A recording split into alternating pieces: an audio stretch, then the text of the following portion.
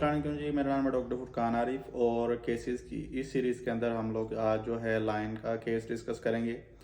ये 8 मंथ का लाइन था, हमारे पास प्रेजेंट हुआ था कि एनिमल जो है उसको चलने के अंदर मसला आ रहा है और उसको बैठने के अंदर मसला, उसका पोस्चर बहुत ही गलत सा था, बड़ा कट्ठा सा होके बैठा हुआ था और इस तरह की कंप्लेंट थी कि एनिमल ने खाना पीना भी कम किया हुआ है और काफ़ी वीक हो गया है इस पूरे प्रोसेस में।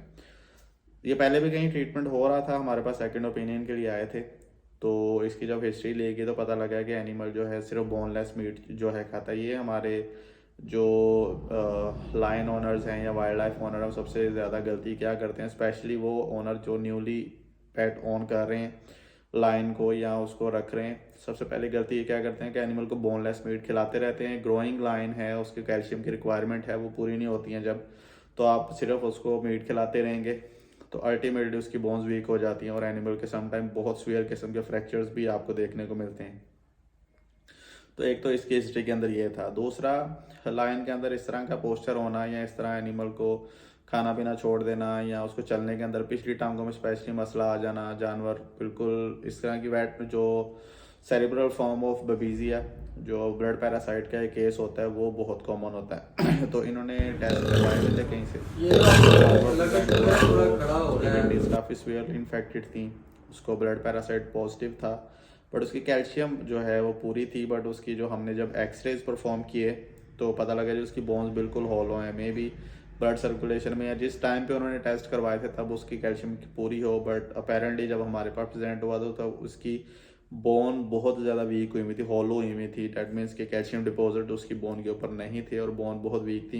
सबसे ज़्यादा क्या था इसमें कि एनिमल टेम था, एनिमल को आप हाथ लगाते थे तो वो खेलता भी था, बट सडनली उसने अपने आप को, उसका जिस्म दर्द करने लग गया। जब भी आप उसके पास जाते थे वो बहुत ज़्यादा पेन फील करता था तो आगे से अटैक भी करता था। ये एक एनिमल का बिहेवियर होता है कि जब एनिमल पेन में हो या डिस्कम्फर्ट में हो तो इस तरह का केस जो है आपको देखने को मिलता है।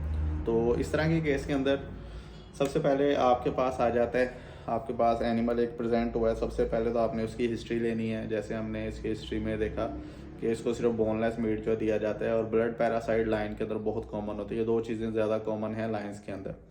हिस्ट्री लेने के बाद आपने फिजिकल एग्जाम करना है, उसका टेम्परेचर वगैरह चेक करेंगे और सारा उसके CPR वगैरह ब्लड टेस्ट वगैरह आपने परफॉर्म करने हैं। एक्सरेज इंपॉर्टेंट होते हैं, बहुत ज़्यादा इंपॉर्टेंट होते हैं एक्सरेज, और स्पेशली बोन्स के एक्सरे आपने लाजमी परफॉर्म करें, डायग्नोसिस की तरफ आपको हेल्प करते हैं। इसके अलावा जब भी आप ये सारी चीज़ें करेंगे तो आपको डेफिनेटली कोई ना कोई चीज़ इसके अंदर मिलेगी, या तो कैल्शियम डिपॉजिट उसकी बोन के ऊपर कम होंगे या ब्लड पैरासाइट का जो है ट्रीटमेंट आपको उसको करना पड़ेगा, क्योंकि blood parasite most of the time lines के अंदर पॉजिटिव होते हैं और इस तरह के केस के पीछे ब्लड पैरासाइट का ही हाथ होता है।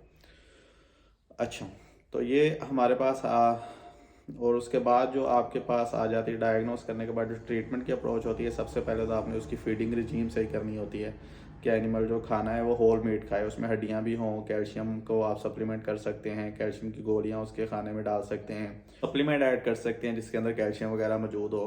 तो ये सारी चीज़ें आपने सबसे पहले उसकी फीडिंग ठीक करनी है। उसके बाद आपको इसके ब्लड पैरासाइट का ट्रीटमेंट करना होता है, वो काफ़ी लंबा चलता है और लाइंस के अंदर ब्लड पैरासाइट का ट्रीटमेंट बार बार रिपीट करना पड़ता है। समटाइम आप ट्रीटमेंट करते हैं, हफ्ते 10 दिन बाद एनिमल ठीक होता है, महीना 2 महीना आराम से गुजारता है, दोबारा वही साइन आ जाता है। एक बार ब्लड पैरासाइट अगर लाइन को हो गया वो समझ लें कि लाइफ लॉन्ग रहेगा और लाइफ लॉन्ग आपका एनिमल आपको तंग करता रहेगा या इस तरह का मसला रहेगा। तो ब्लड पैरासाइट के केस के अंदर आपने प्रिवेंटिव भी आपने जो है उसको इंजेक्शन लगवाने होते हैं ताकि एनिमल जो है उसको दूसरा ये इन्फेक्शन कंट्रोल में रहे।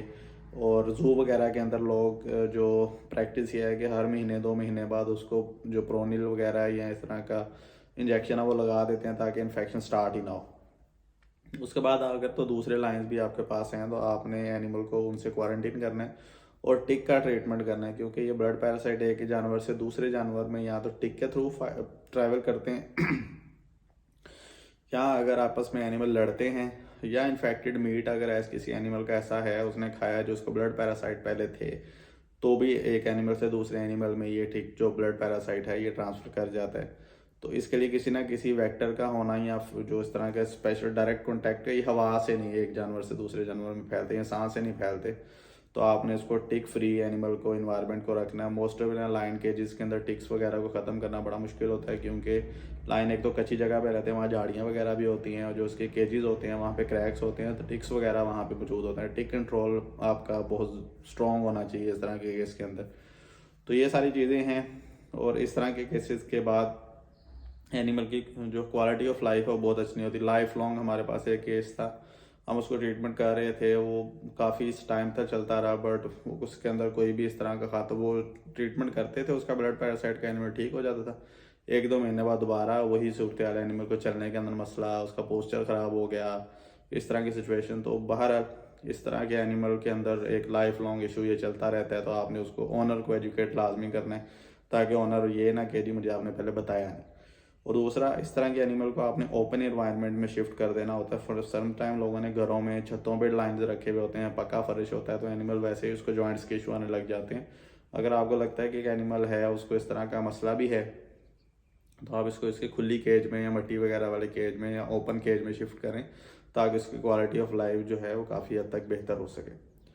होपफुली ये वीडियो आपको काफ़ी इन्फॉर्मेटिव लगी होगी। अगर आपके साथ भी ऐसा कोई केस हुआ है, या आपके पास ऐसा कोई लाइन प्रेजेंट हुआ है, या आपके अपने पेट के साथ इस तरह का मसला हुआ है, आपने उसका क्या ट्रीटमेंट किया और उसके क्या आउटकम्स थे, काइंडली कमेंट बॉक्स में कमेंट करें। Thank you very much. अल्लाह हाफ़िज़।